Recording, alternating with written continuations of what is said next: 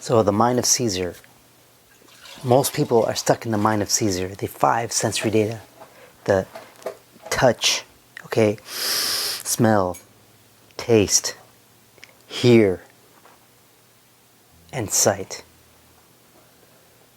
Most people's reality is based upon that, of course, right? What you see, what you taste, what you smell, that's what you smell something bad, you don't want to go by it, and you avoid it, But what's bad for you, what you think is bad for you, might actually be good for you. So for example, in my journey, I started to drink this tea. It's called mugwort tea. And it's so bad. Oh my God! It tastes like disgusting. And you have to steep it in water for like 10 minutes, and it's like this bitter. It's like you taste it, and it's like your tongue shrivels, and it's so disgusting to put it. You don't want to gag or anything, but it's just so disgusting to drink it. But the freaking amazing things it does for your physical body and your spiritual body. What it does is it kills all the parasites, all the parasitic like worms and parasites living in your gut, where your gut bacteria is where your immunity is produced. Your gut bacteria is where serotonin and dopamine and these hormones are produced. They're not produced in the brain. They're just received in the brain. They're produced in the gut. Okay, and so what this drink did, I drank it for about 3-4 days straight. And I drank it for a week straight, but after 3-4 days, that's when it started working, where my bacteria, the parasites start dying because they can't handle that drink, that bitter poison for it. And I did it for a couple of days, and after a while, the vibration in my stomach changed, and I was having these lucid dreams, and that's when everything changed. Mugwort tea. So it's like what you might think is bad for you. Your ego doesn't like the taste of it, but actually it's good for you. Medicine is like that. Okay, and see, we growing up in Islam here in the West, we been given a certain form of Islam, and that form was given to us by institutions that were allowed to flourish, allowed to exist. And where is it from? It's usually Sunni Islam, where you have, like I said, the 7 times around the Kaaba. So it's like, why is it 7? Oh, because that's what the Prophet said.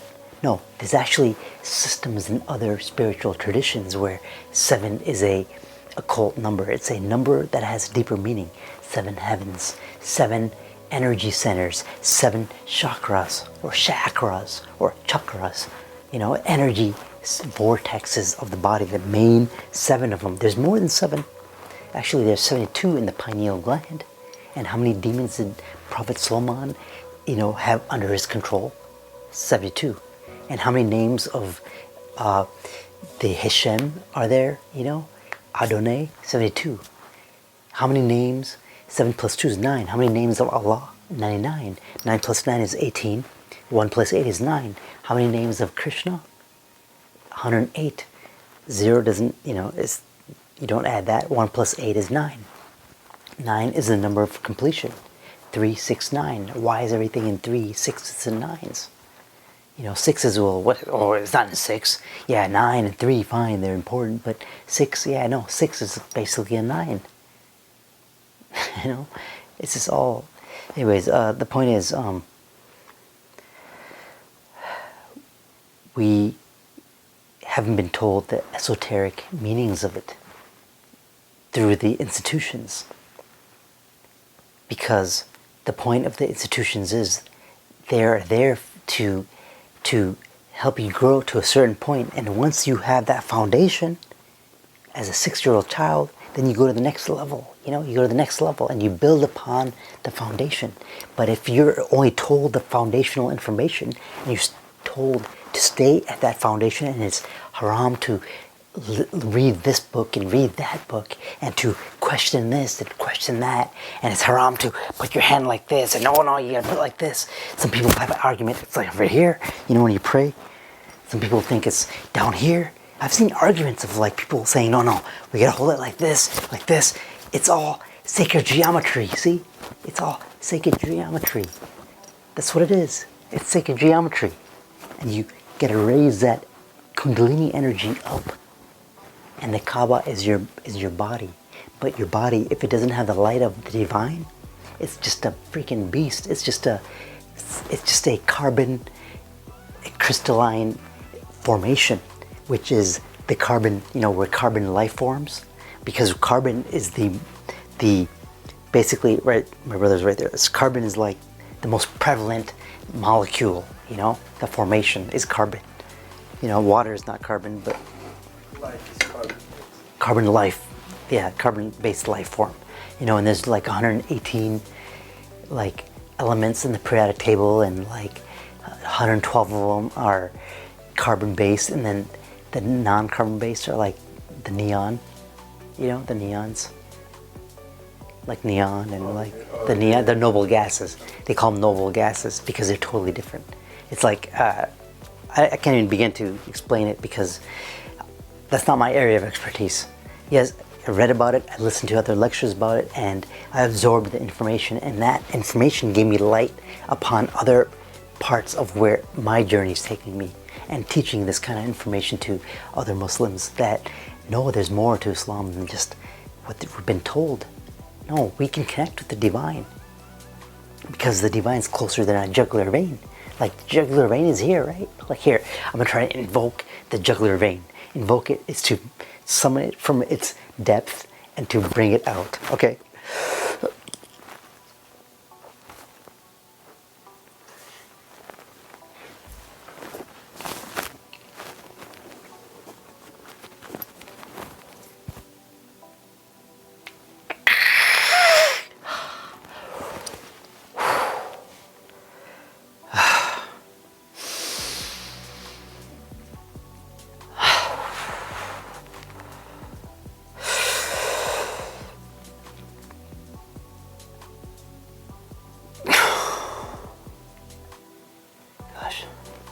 Breath of life.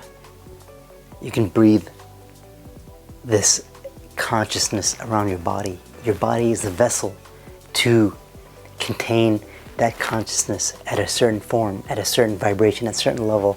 The lower level you are, the more caught up you are in the physical illusion, the dunya, and worried about these things, and in jealousy and in freaking horniness, and in just trying to eat and just trying to satisfy the beast, then the more you are in polarity, in Satan, devil, and Allah is the opposite of the devil. You can never be the devil, because the devil even says, it's not because of me, you did it yourself. You can never be the devil, and you can never be the divine. You can never be Allah in this reality. You can harness the energy of each of them, but they're actually one of the same, so it's like the more you are in your illusion, the more lower you are in the dimensions in the underworld and the weight of the illusion, then the more you're going to be tempted by the devil, the more you're going to be scared. And the more you're scared, the more you're going to, cling on to what you think you know. And the more you cling on to what you think you know, the more you see something contrary to what you think you know, the more you're going to be afraid of it and angry about it and want to join organizations to feel comfort. And when you join the mass organization, then you're going to take upon their energy and their mission statement, and you're going to always be a servant to the illusion of the devil, of the Dajjal, of the intellectual mindset. You have to let go of the intellect, because the intellect is what sees the sensory data, okay? But the sensory data doesn't come from the intellect, it comes from a higher source. It comes from the superconscious mind, which is, you've been programmed since you were a child. You get to tap into that, and then from the conscious mind, you feed the subconscious mind, which gives you, the physical illusion. It's the masculine mind and the feminine mind. Okay, the left brain, which is the masculine mind, is the set, is the Saturn, it's the structure, it's the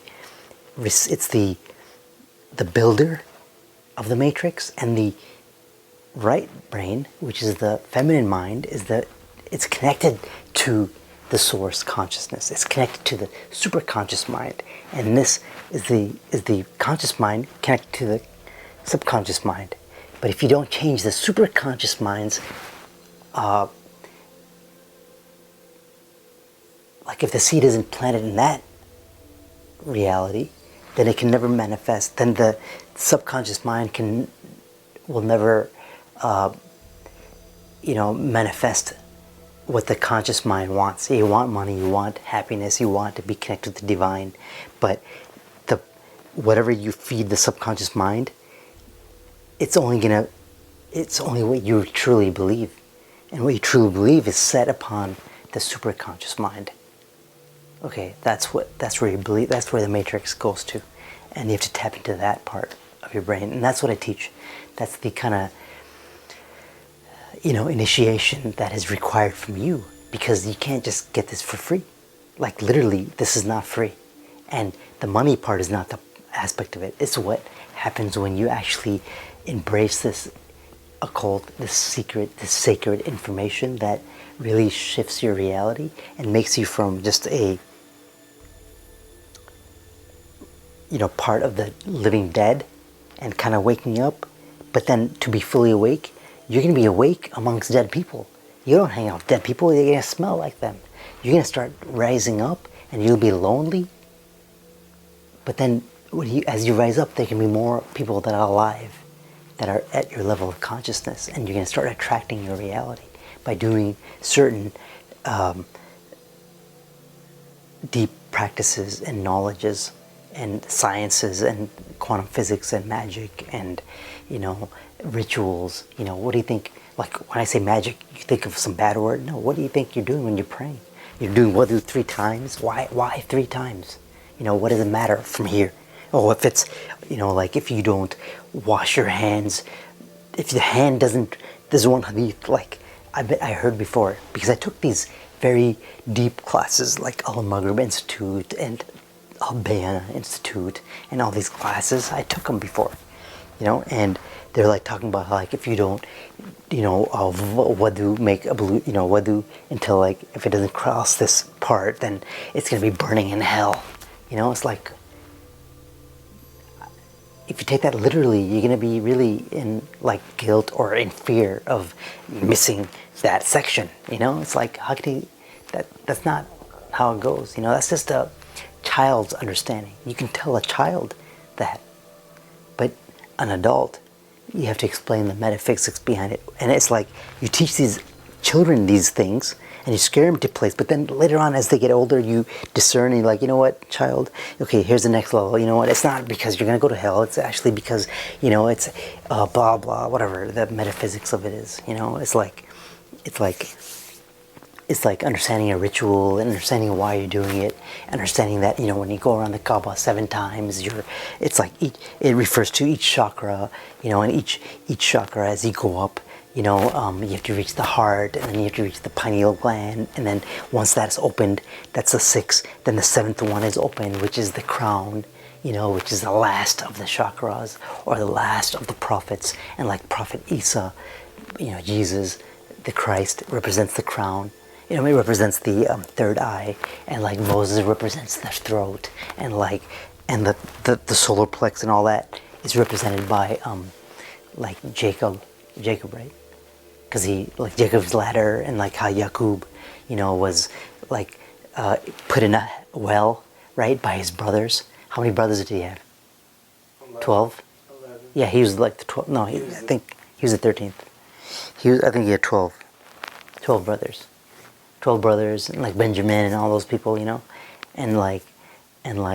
he was put in a well, and like he was told a wolf ate him, it's all metaphysics. The wolf, the beast, took him, and like he's in a well, which is like Doth, which is like the dark hole, and then he got saved, and then he got traded to like some royal, I think some pharaoh or something like that, some governor of like Egypt, and it's all like he's rising from that, it's like it's crazy. It's all metaphysical. And then like same thing with Moses or Musa, and then you have like all these stories, they're allegories, but we've been told that they're actually real. What is real? Everything is quantum physics, right? I mean, what is time? Time is an illusion. Time is Saturn, right? Saturn, Set, Chronos, it's clockwise, right? It's clockwise, and Saturn is represented as a cube because it's a hexagon. Same thing, when you open up a hexagon, it's a cross. It's two triangles, and it points together, it's a hexagon. And the Kaaba is a cube, which when you angle it a certain way, it's a hexagon. The silhouette is a hexagon, it's all a cube. Saturn, it's the energy of Saturn, but it's like if you are thinking you're beneath it, then you're going to be like a slave to it through your own consciousness. But it's like a parent. It's like a parent. You learn and then you get older and then you become the parent. And the parent becomes the child. And then your parent becomes like the divine. When you no longer hold on to your biological, illusionary parent, as your father or your mother, and then you release, you still love them, but then your parent is the moon, your mother is the moon, and your father is Saturn, but it's like it's like a loop, it's all within you. You're part of the universe, and the universe is huge and you feel so small, but actually no, the universe is in you. The universe is you, and you are the universe. And it's all told to us. Our DNA is shared with Adam.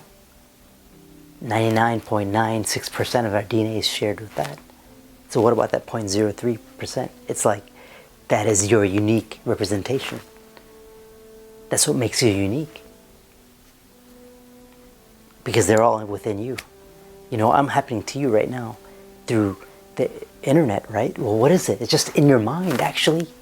You're seeing it through your eyes, which is just refracting a light. It's really, that's for me to, that was my journey. Now what I'm telling you is you can be that person that you wanted to be all the time. You can become the version of yourself that you are.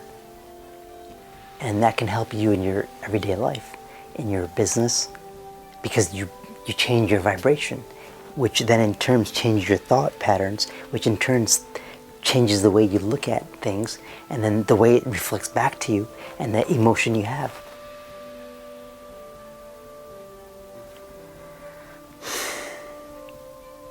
What does Islam have to say about channeling? And what is channeling for those people who don't know what channeling is?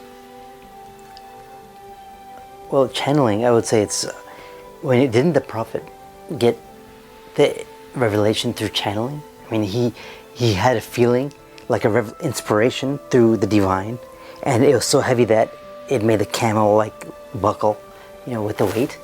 It's channeling, it's information, it's thought, and then when you become a person that let go of like ego attachment to people and hatred to other people, and you understood the physical illusions, like, because he went to the cave.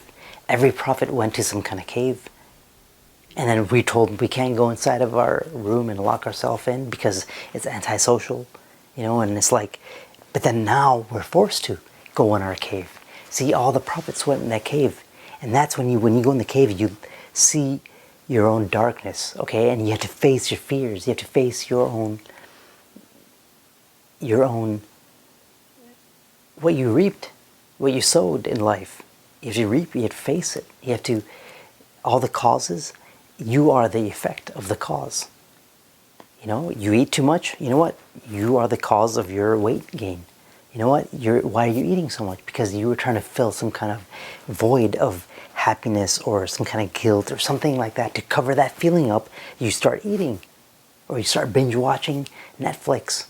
I did that too. I had a business in 2011, and I used to in Ohio, you know, I used to like, after a while, after like a year and a half, like I was just binge watching like Game of Thrones like every day, you know, till like, and I would go to work like 1 p.m. or 12 p.m. If I had a delivery, I would go there like at 12, and I would always make it later so I can sleep in, and I was depressed, you know, and it was like a weight because I wasn't facing my fears, I wasn't facing my own insecurities, I was running away from, you know, all these kind of these things. And when I was happy, you know what I was doing? I was making videos. I was really happy, but then I stopped making videos, and then it's like I was told, oh, it's stupid, or I agreed with other people's thought of what I was doing. They said it was dumb to make videos, and you're 30 years old, or whatever, how old I was back then. You know, I'm 33 years old. I shouldn't be doing this. I should be focusing on the business. You know, and then, but then so I suppressed that creativity aspect of me, and instead, that energy had to go somewhere. So it went into like binge eating. It went into like hanging out with ratchet people that took me down that hole. But I was doing my work, so nobody else cared. As long as the bills are being paid, that's all that matters to people. You know, as long as their lifestyle is being taken care of, they're not going to say anything to you. Even if you can gain 100 pounds and you can be on your deathbed, as long as their reality, their ego is being maintained, it doesn't matter. Only when you start changing your reflection from and actually living your life, you're going to start to get other people around you pissed off at you. Your girlfriend, your wife, your husband, your brother-in-law, your mother, your father, your in-laws, your friends around you. They're going to start seeing that change in you. And since it's different from what they're used to of you, of the kind of person you are, even though you're getting better, they're not going to like it because it's going to force them to question their own self. And how dare you question them? Okay, so this is how it works. This is how psychology works. It's all in your mind. Also, you know the spiritual aspect of the cosmology, and you know the different nuances, and you know the Kabbalistic approach to it, and you know different spiritual stories that are actually our stories. It's all one. Allah is one, right? So how can you define the infinite in a finite form? You can't. So all these other spiritual traditions are actually all one. It's just people have separated it in their own mind, and they have made it into their own, you know, it's like an arrogance thing. And how dare you, you know, copy this thing, it's mine. Nah, it's like, it's an arrogance, it's an ego thing. But it's all one. But if you have that thought in your mind, then it's like you can know Allah even more than the 99 names.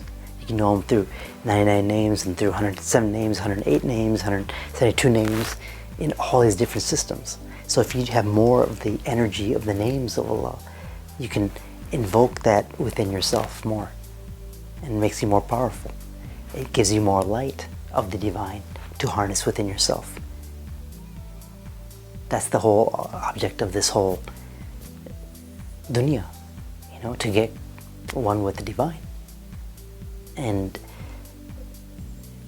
we die every day when we go to sleep and wake up. It's a mini death. So, you know, think about that. It's a mini death. And you can be reborn to a different you each time. And it just takes repetition and habit. And if you're interested, then you're only going to do what your comfort zone allows you to do.